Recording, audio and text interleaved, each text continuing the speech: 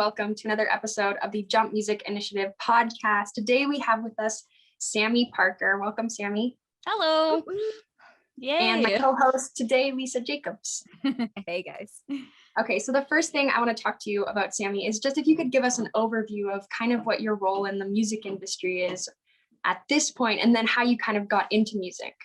Yeah, for sure. So I kind of put on two hats right now. So the first hat being a musician. So I am a drummer with God Spilt The Milk. It's a really awesome funk band, kind of inspired by soul and R&B. A lot of fun with that. But my second hat is a radio host. So I volunteer at CJSW 90.9 FM. It's our local radio station here in Calgary. And I run a program there every week for 1 hour. It's called Local Singles. And then I just try to highlight the best that we have here in Calgary and a lot of that kind of music through there. So it's any genre, any type of music, anybody can, submit music and potentially get on there. And as for getting into music, music in general has always been like a huge theme of my life growing up. I had both my parents playing music all the time in the house. There was silence in the house was very, very rare. I have a little cat here. Jumped up and said hello. But yeah, and then a few years ago when I started at U of C, I ended up, not completing my degree, but I walked in through the doors of CJSW like 4.5 years ago. And from there, I kind of just started, getting involved with the music scene. I met a lot of people that were really great, like my band members and my previous band members. And it's just been a lot of fun. And the people I've met have been incredible. They've introduced me to so many different kinds of people. And I kind of just found my crowd, fell in with my crowd. CGSW is full of music enthusiasts and weirdos and dorks. It's great. Yes. Okay, so you play drums? Yes, yeah. And how did you get into playing the drums? Like, that instrument and... So I have ADHD, and that's something as a drummer, it is incredible to play drums and have ADHD because with, ADHD, you're thinking about things all the time. Maybe you're constantly moving. You want to get those limbs going. And for me, I started drumming actually in a cadet marching band when I was 12. So I learned a lot of technical skills through there. And then in school, I did some concert band kind of drumming. Yes, I was one of those kids that went to band camp. I heard that like joke several times. So I've been drumming, I guess, I would say like education wise for about, how old am I? 11 years now, maybe a little bit longer than that. But I also have dabbled in other instruments as well, like guitar, saxophone. Yeah, I don't know any other like instruments I'd be actually like pretty decent at, but I did start in piano lessons, so. That's awesome. And so you're a huge advocate for local music scene, lifting up local artists and kind of developing that sense of community. So how do you recommend that young artists start to get more involved? Maybe they're playing at home in their bedroom and they don't know how to reach out or get into their local music scene. So what would be your advice to that kind of person? Yeah, for sure. Well, if the young people are under 18, I always recommend finding some all ages venues. There's some great ones around in Calgary, and there's also some venues that are technically not for people under 18, but with that you can, sometimes get in there before 9 p.m. to see shows or, go to open mics for sure. And then, if somebody wants to get out there in the music scene, the best way to get started is just by getting out there, going to open mics, meeting a bunch of people. I've met quite a few, under 18 at open mics, and they are now over the age of 18 and they have all these friends in the music scene, and they're starting to perform more. So that's really important. And then of course, reaching out to, these all ages venues or local radio stations, because we love to play all ages bands on there as well. But yeah, just get involved, go out, see the shows, see what's like going on in the local music scene. And I guess kind of another side of the coin there with COVID now, it's a lot more difficult sometimes, especially because young artists may not get the chance to get practice playing with other people in a live setting or something like that. So how do you recommend young musicians still stay active during COVID, or what tools can they utilize? Yeah, so social media is a really good one to use. It's hard with social media because there's, all these algorithms and you have to like post a certain amount of things or like and comment on a certain amount of things. But social media is actually a really good platform to discover more and to watch bands that are doing live streams. There's still quite a few doing that. I know that in Alberta, we're not allowed to have like live streams from pubs anymore or from, bars, which kind of sucks. But there's tons that are doing from like at home. And then there's, Bandcamp is a great resource to use. I use it constantly. I'm always on Bandcamp, just looking under the Calgary tag and looking at new music. And then of course, tuning into your local radio station. I always have to plug that because I am a radio person. But yeah, I would say social media is probably your best bet if you want to, get out there and start exploring some things. Maybe even posting, covers of songs on YouTube or Facebook or Instagram and tagging the musicians that you want to see it, or the radio stations, or, the people that you want to see it. I love that you keep plugging your like local radio. And so artists can submit to you just by sending you an email, or like they just can reach out. Yeah, so there's two different ways, I guess. So with my show in specific, I take direct artist submissions. So people can email me, they can get in contact with me through Facebook or something. But most radio stations, community radio stations, will take music submissions, and you can find like that kind of information on websites. But with CJSW, I know that it's bi-monthly we take music submissions, and then we end up sending them out to other campuses across, the country. And then for commercial radio stations, I'm not really sure. Like I know that X92.9, Matt Berry, he does exposures on Sundays, and I know that like he'll take some music submissions for that. But yeah, it's really, every radio station is going to be a little bit different.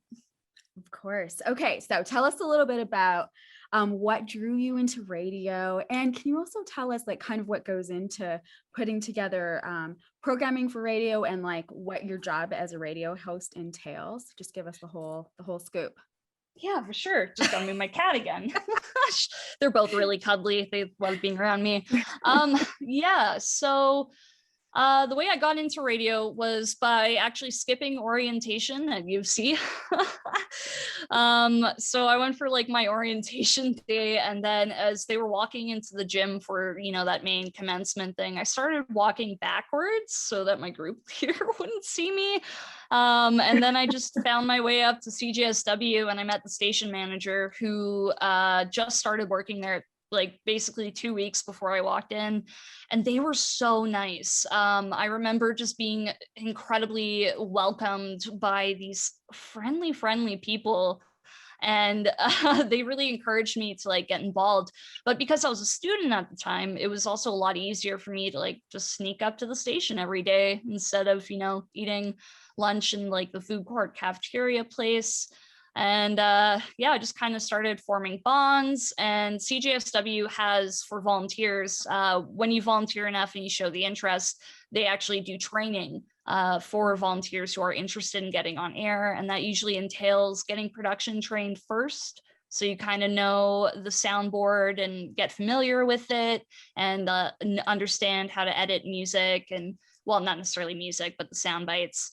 And then they'll do on-air training, which is a 4-week process where the first like 2 shows you are watching, you're learning from the host, and then the next 2 weeks are you doing the show.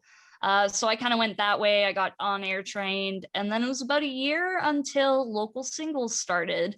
And with that, you usually put in like a show proposal, and then they just try to find a slot for you basically on the schedule. If people are moving or just changing up their schedules, sometimes the slot will open there. And then as far as programming go, for my specific show, everybody has like their own different process. But for me, because I take in artist submissions, I like to focus a lot on that, make sure that the people who are reaching out to me are being heard. Like, I think that's super important for a music community, to make sure that, you know, all the musicians are feeling heard and that they have a place that they can go to where they feel comfortable. And then because it's a mixed genre show, so every radio program might have like a specific genre, but mine will cover everything. I kind of like to choose themes for my shows. So for example, last week was like angsty kind of stuff where I had post-punk and rock and metal. But for example, in March, I did Women's History Month, where I was trying to keep it very, very femme-based for a lot of my shows. And a lot of that just happened to be, you know, like singer-songwriter or folk. So yeah, sometimes it just depends on how I'm feeling. And other times I have like a set plan for, you know, whatever that monthly theme might be. Cool. Do you plan on kind of pursuing this or going to school or taking any courses for it? Or are you going to just like kind of keep on doing the track that you're doing? Oh, I absolutely want to go to school for it, for sure. I ended up dropping out of UC because like I have learning disabilities. So it was really, really difficult for me in university to, you know, I was studying a history degree. So that was a lot. It was really intensive. But I'm really hoping to go to SAIT or even NAIT. They both have great programs for radio. And yeah, get involved there. And that'll be a lot of fun. Awesome. So you've had experience on air, obviously talking to different people. So do you have any advice for young artists who maybe aren't comfortable speaking in front of others? Maybe they want to get into radio, but they're not sure how they'll handle it. Or even, I guess that kind of relates to playing in front of people. How do you get over the stage fright in general? That can be tough. I've always had the opposite problem, where me talking to like a group of people I'm okay with, but for me, like performing in front of like a small group of people or doing like little interviews, I get so shaky and nervous beforehand. But being nervous is a good thing. That means you're excited for it. That means that you're taking a step out of your comfort zone. But something I always suggest is practice it on your friends. Like, practice your performance with your friends. They're always going to be supportive of you. Hopefully, if you have, you know, good friends, they're going to be really supportive. They're going to be like, oh my God, that was so good. So that's really a good first step, is just practicing. And another thing is, you're always going to hate the sound of your voice recorded. I mean, I've been in radio for 2 years, almost, with my program, and I still hate the sound of my voice on air. But you kind of get used to it. So, you know, listening back to what you're doing, especially if it's in radio, that's really important too. And then finding like a person you trust to kind of help you with feedback. So whether that's like a musician that you know already, or your friend who's a musician, if it's a song, you could like maybe work on it together as kind of like a soundboard. But for radio, I find that having somebody who is, you know, somewhat experienced in it, or at least talking to them, that helps hugely, because I've been given so much advice from people that are in radio and at CJSW, and that's helped a lot. And then, of course, you know, if you make a mistake, you make a mistake. It's not that big of a deal. Nobody's going to remember it.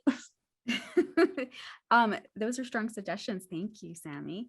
Okay, I'm going to switch gears a little bit. I read online that you are neurodiverse and that you're also an advocate for autism spectrum disorder. Do you mind telling us a little bit about all of that? Yeah, for sure. So neurodiverse or neurodivergent is kind of a term used to explain people that are on the spectrum, who have ADHD. You know, their brain doesn't quite work the same way as a normal person's brain, or what we would call neurotypical. Yeah, so the main thing I always like to say with autism spectrum disorder is that everyone's going to experience it differently. Like, nobody is going to have the same set of experiences with it. And it has definitely posed a challenge in my life for a lot of things, but there's a lot of things about it that I absolutely love. Like, being autistic gives me an incredible memory, which is kind of funny because I'm ADHD as well. So I have like really good long-term memory, but my short-term memory is just garbage.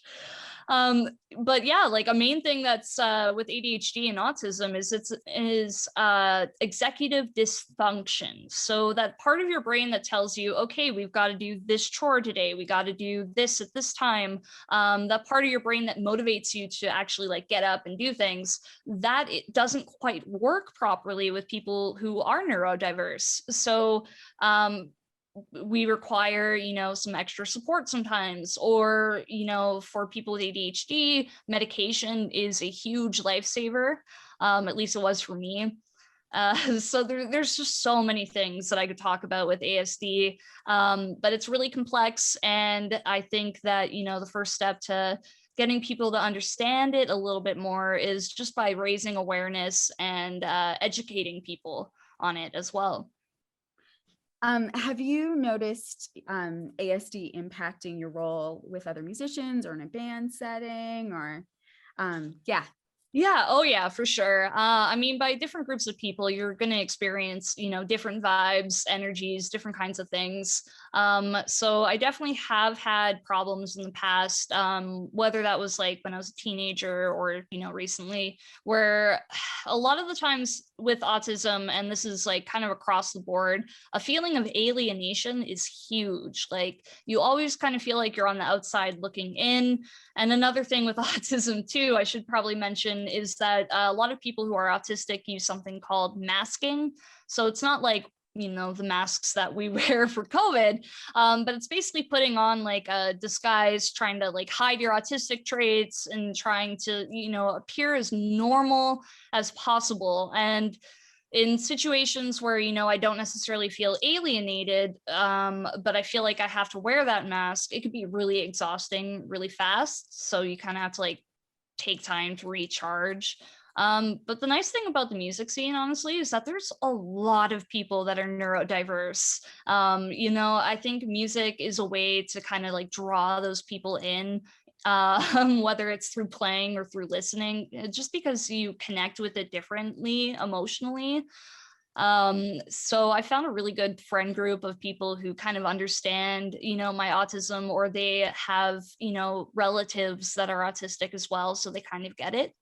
And they understand that there are low support needs and high support needs for people who are autistic, and that I am a low support needs kind of person. So I don't need like too much help, but sometimes I might need to close myself off for a while if I feel overwhelmed or overstimulated. That's the word. Yeah. No, tuna. That's awesome, Sami. Thank you for sharing. I think it's wonderful for young musicians, especially, to hear about it and be educated so that we can kind of create a more close-knit community. I think that's important everywhere. So thank you for sharing. And yeah. I kind of wanted to ask you a little bit more about your time with Krill Williams. Was this your first time playing drums, and kind of how was the recording process for you? Oh yeah, so Krill Williams is super fun. I think we started that in May 2018 or 2019. Super new band. But it wasn't the first band I actually played drums in. When I was 14, I had like a little band that lasted like 3 weeks or something. We wrote like 2 songs, so I had some experience there. And then just before I got into Krill, I was kind of jamming with my friends. Not really like a serious band situation, but kind of where I started to pick up a lot more skills for playing on the drum kit, because I've actually only been playing on the drum kit since like February 2 years ago. So not really long. Like most of my experience comes from percussion. But with Krill Williams, it was a lot of fun. All of us were kind of like new band people. So like one member, Alicia, she was already in a band, so she had some experience, but the rest of us haven't really been in like a rock band style before. So that was really cool, where we got to collaborate and talk of ideas and learn about how to make, music together. And that was awesome. And our recording process was definitely a lot of fun. It's, oh my gosh, it's a lot of work. I've never recorded anything before. And then when I started, doing that for Krill Williams EP, it was a lot of work. I think the person who ended up doing the recording, he's a key player in my other band. So we had like 2 12-hour days one week where he came over like super early in the morning. We spent like 6-7 hours recording drums, and then we immediately went to our next band practice. And we had like 2 of those kinds of days, and then we ended up going to his house and like working on all the little things. But because it was the pandemic, it was also a little bit hard to like get everybody together for recording. So our bass player ended up working with their partner, who's amazingly talented, who happens to know how to like produce music as well. So she recorded her parts separately, and then our producer guy, Will, he did an amazing job putting it all together. And then once, one of the first pandemic like lockdowns kind of ended, we all got together and put on the finishing touches just over at his house. And it was pretty fun. A lot of collaborative kind of ideas going in, some ideas on the fly, some ideas that we had beforehand. But yeah, it was fun. It was good. Awesome. What's something that you wish you knew prior to going into recording drums for the first time? Oh man, there's a lot of things, but I wish I knew how long it could be.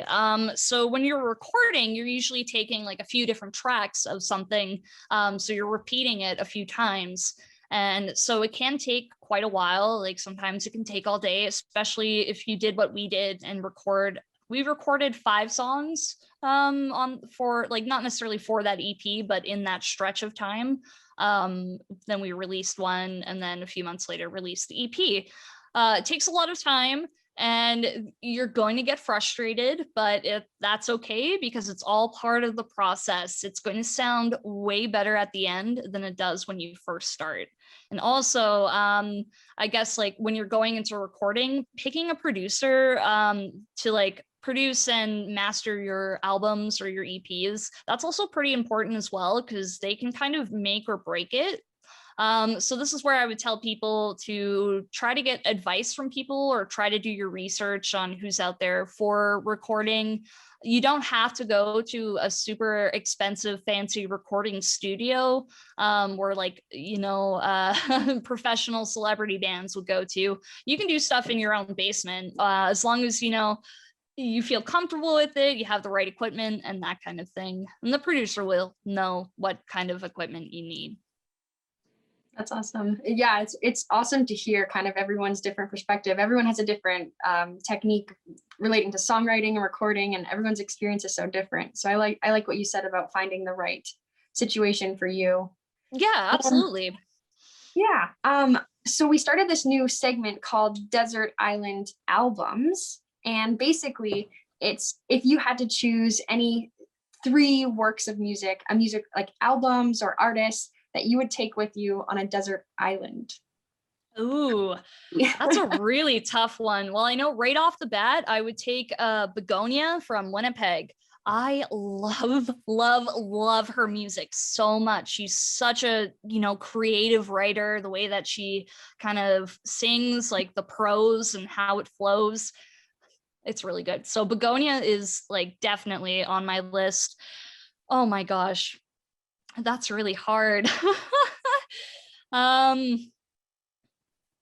that's a really difficult question. So like definitely Begonia, and I think I'd probably want to take like I don't know, Amy Whitehouse, I believe. Winehouse. Oh my gosh, I'm so bad at names today. Definitely one of their albums or like their collections, because I could find so much stuff that I can jam to.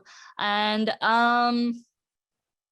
you know what? I'm going to say Anderson .Paak, because I have such a range of music. I really like it. But Anderson .Paak is ridiculously talented. And so he raps, right? And a lot of like R&B influence kind of stuff. But he's also the drummer on his tracks. So if you listen to these tracks, like these drum beats are, and maybe because I'm a drummer, I'm just like appreciate it that much more. But these drum beats are insane. Like, how are you rapping and singing over this?